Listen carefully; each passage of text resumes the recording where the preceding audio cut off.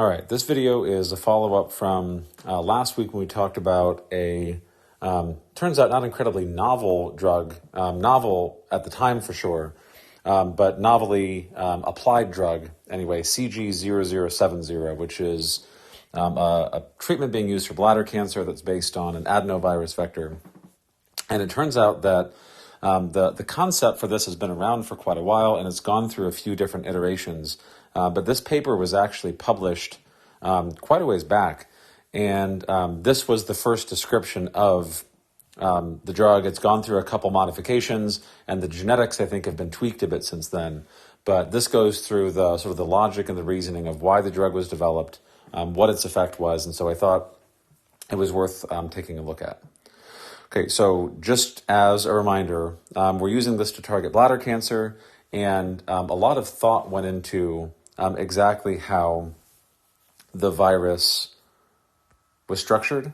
And the main consideration behind that is the idea that bladder cancer cells, along with a lot of different types of cells, are different from healthy cells in the fact that they have a deficiency in a DNA repair pathway called RB.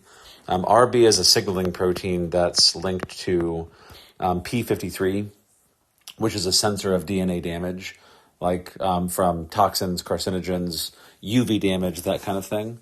And so what they specifically did is they found a mechanism where they could engineer the virus to only successfully replicate, or at least dramatically increase its replication in cells that were, RB deficient, right? And since most bladder cancer cell lines are, in addition to many other cancer cell types, this made a lot of sense. All right, so they did two different things. They engineered a promoter that was overexpressed in RB deficient cells. They also engineered the production via the virus of something called granulocyte macrophage colony stimulating factor, which is basically a cytokine, a cell signaling molecule that stimulates the immune system, right, to increase the attraction of the immune system to those cells. All right, so in the end, what turned out happening was the adenovirus that they designed, because of that customized promoter, was 1,000-fold more cytotoxic, meaning damaging to cells, in bladder cancer cell lines that were defective in that RB pathway compared to normal human cells. And the thing I want to reinforce is this is what's giving us our holy grail of specificity, right? This number, 1,000-fold increase compared to healthy cells, that's massive. That basically means that you can give the virus at substantial levels and not really have to worry about it getting out of control or infecting healthy cells. And the entire reason for that is healthy cells have a functional RB pathway, and the virus just won't replicate like it will in the tumor. Okay. So as a reminder, the adenovirus is being used as a vector. And in general, the term vector just means however we're delivering the genetic information. And so you can package your DNA or RNA that you're using as a drug. You can package it in a retrovirus, which is like basically a harmless but modified version of like HIV. You can use the adenovirus model like this paper is. You can also use a liposome. All right. The benefits of using the virus are that they can self-replicate. So as long as you can make your virus specific, it's a fantastic option because you can give the patient a relatively small amount of virus. And as long as you can cause either selective uptake or selective replication of the virus once it's inside its target cells, then you basically have a self-copying drug. So the amount of dosing should be relatively small. You should be able to give a patient a moderate amount of virus and have it continue to fight the tumor for a pretty long period of time. The liposome does not have that advantage. It's not going to self-replicate, but the nice thing is you don't have the risk of it getting out of control. Right, it's also probably a bit more challenging to get specificity. And so this is probably the safer route, but this has the potential to be the more scalable strategy, right? Lots of virus, lots of copies, potentially more impact. All right, so the idea here is this is our adenovirus model, and it has capsid proteins. So the outer shell that makes up the virus we call a capsid, and the goal of all this is to get specificity in one way or the other. One way that you theoretically could do that is by making so these surface capsid proteins, sometimes they're called spike proteins. You could try to design and engineer a spike protein that was specific to just the tumor cells. Or you could try to make something about the actual replication process specific.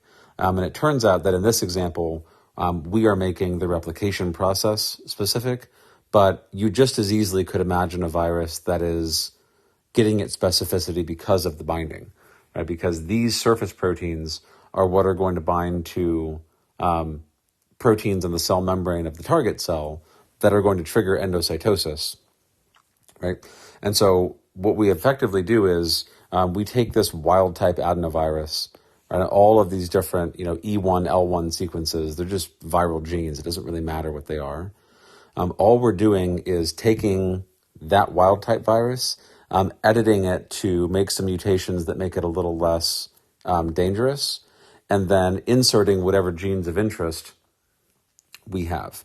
Now, what's fascinating about this is they did more than just, add some genes to be delivered. They actually changed the promoter that regulates all of these viral genes. And if you don't remember, a promoter is just a region of DNA that controls whether a gene is turned on or off. It's often called the regulatory site, deciding, do we make copies of this or don't we? Right? And the whole thing hinged on, again, this RB pathway. So if you think about it in the context of RB being a protein that protects cells from DNA damage, it senses DNA damage and turns on the repair pathway. It makes sense why RB is often damaged in cancer cells. That's why they accumulate mutations the way they do. So kind of a very crafty thing. The researchers that designed this found a promoter called E2F1. And it turns out that the E2F1 promoter is only activated in cells that are defective or deficient in RB signaling. Right? So what they did, which is pretty cool, is they said, all right, we've got this protein, right, this E2F, that can activate transcription only when RB is inactivated. Right? If RB is bound, E2F is blocked. And so if we use this promoter in healthy cells that have functional RB pathway, whatever we attach to the downstream part of this promoter won't get transcribed. Okay? So effectively what they did is they engineered that promoter into the genes that are necessary for viral replication. So if this virus gets into a healthy cell, it won't be able to copy itself because the RB protein in the healthy cell should inhibit the E2F1 promoter. Virus can't replicate. In the cancer cells that have dysfunctional mutated RB, E2F is active, right? Virus can copy itself and the virus starts spreading. All right, so we've essentially engineered a virus that might find its way into all sorts of different cell types in the body, but it will be effectively harmless anywhere other than a cancer cell because they have functional RB protein. All right, and this is the first figure from the actual paper that we're walking through now. This is showing the wild type adenovirus genome, right? And this E1A, this is the normal promoter that you find in the virus. They just deleted it, replaced it with E2F1, that human protein that's loss of RB conditional, and they kept everything else the same, right? And so all of these genes downstream, these are just our viral proteins. And in order to replicate itself, the host cell, the human cell, is going to have to produce those viral proteins. Now, that will only happen in RB deficient cells. All right. And the main takeaway from this is this bar, or series of bars in the graph, are effectively showing you they're measuring viral replication, right, on this y-axis, and this black line is effectively showing you a normal, right, healthy cell, and this line is showing you an RB deficient cell. And notice the difference. This is a log scale. They had to fit it on here. So relative expression levels of 39 as opposed to 83,000. So this is a dramatic effect, right? Many, many, many fold specificity as long as we can get this to carry over to the same effect in our tumor cells.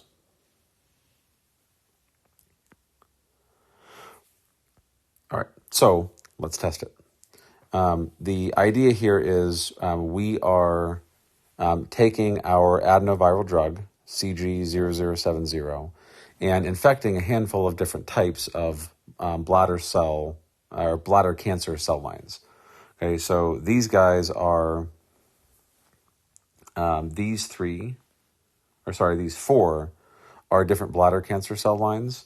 This is our negative control. And what we're effectively measuring is the ability of the virus to replicate, right? So this GM-CSF is just the particular protein that they're detecting. And the viral particles per cell, they mean how many viral particles did they add to the culture plate per human cell that was present, okay? And so as expected, increasing the number of viruses present increases the amount of viral protein that's produced. Right? And they're measuring this via ELISA as nanograms per 10 to the sixth. So nanograms of viral protein per million cells per 24 hours. Right? And as a reminder, ELISA just works by using an antibody.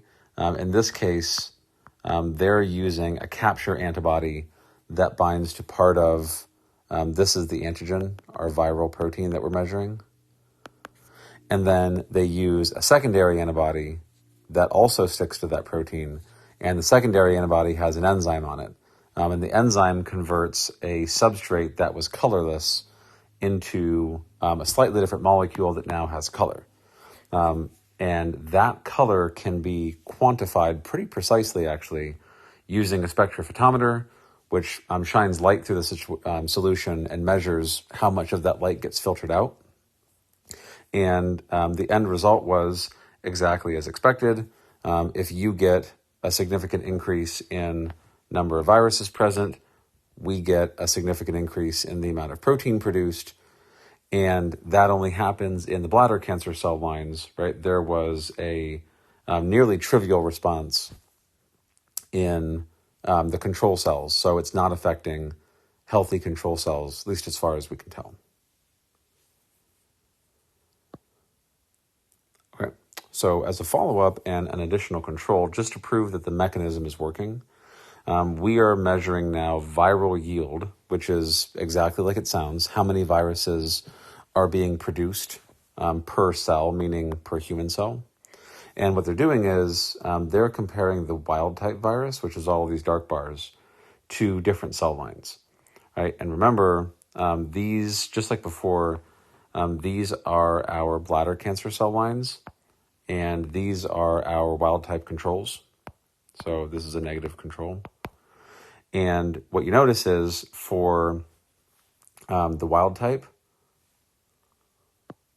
it infects pretty much everything, right? The gray bars are high across the board. Adenovirus is a nearly universal human virus, can infect almost any cell type. And the CG0070 also infects the tumor cells, right? Its levels are also high for our tumor cell lines, just like we would expect, all right?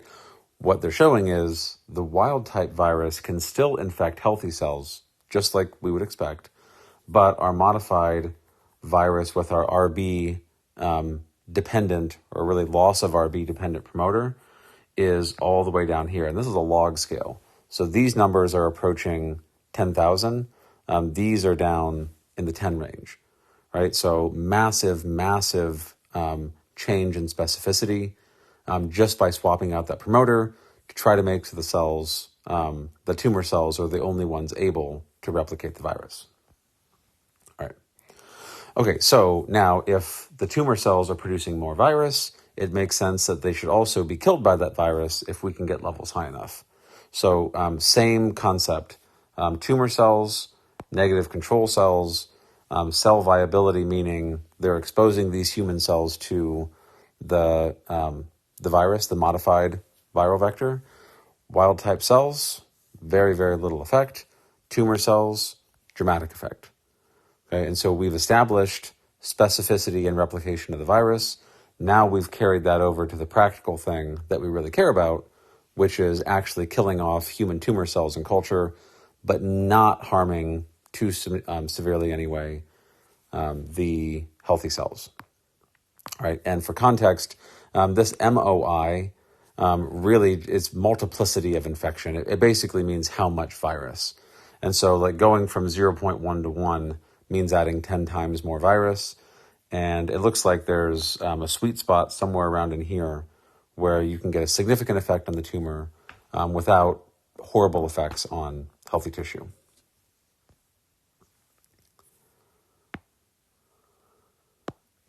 Okay. So moving things along through our pipeline. So we made a virus. We tested it out in a very biochemical way, used ELISA to see how specific it was, measured viral output from healthy and tumor cells, and we looked at cell viability, right, the ability of the virus to kill cultured cells. The next step is working up to animal models. And since we're mostly concerned about, really entirely concerned about human cells, we're going to use a xenograft, which remember just means, a xenograft technically means taking cells from one species and moving them into another species. In this example, we're talking about using human tumor cells and grafting them into a mouse, right? The benefit of that is you get a mouse that you don't have to worry about, health outcomes for, but you're actually testing against human cells, and so the actual molecular specificity should be more accurate than if you used a mouse model of bladder cancer where it was just a mouse tumor. That would be less reliable. Right. So what they're showing us is they have 4 conditions. PBS, which is just a buffer, that's their negative control. And then these 3 are just different concentrations of virus. Notice the exponents, 10 to the 8th, 9th, and 10th.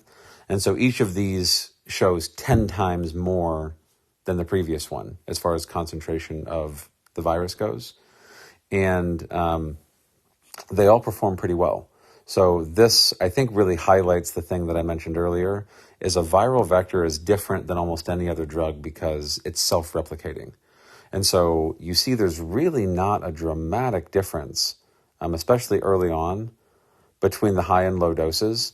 And the 3 times 10 to the 10th, right, has 100 times more virus than the lower dose one did.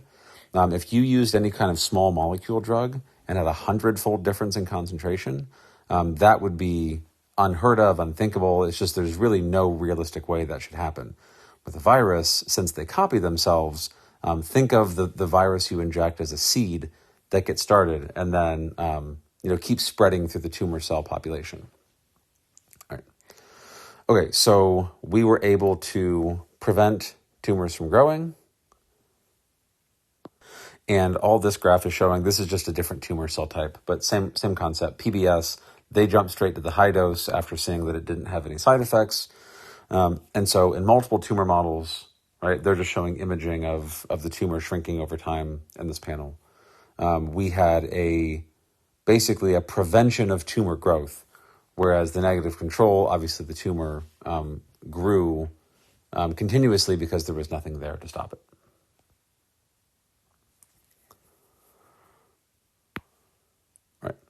And then lastly, I put this in here just because it's interesting. It's a cool assay. This is how they were tracking tumor volume in the mouse without actually, killing the mouse to dissect the tumor out. The images are just representative. Like this is where they got their data to make these graphs, and they could take measurements, day after day, week after week, to keep getting more values. What they did was they used this bladder tumor model. The LUC LUC stands for an enzyme called luciferase. And luciferase is an enzyme in fireflies that makes them glow in the dark. And so if you add the substrate called luciferin, this enzyme effectively glows in the dark and emits light. And so what they can do is, since they used model tumor cells that were engineered to have luciferase, if they just injected the mouse with luciferin, now you basically have a glow-in-the-dark tumor. And so they would, at different days, different times throughout the treatment, put the mouse under their imager in the complete darkness, and the light actually basically emanates from the mouse's bladder. And so you've basically genetically engineered a mouse bladder to act like a firefly. And the bigger the tumor gets, the more luciferase you should have. And so this is just showing the size of the tumor and how far it's spread compared to drug treatments where some of them are completely absent or at least smaller. All right. Okay, well, I hope you found it interesting. And yeah, see you next week.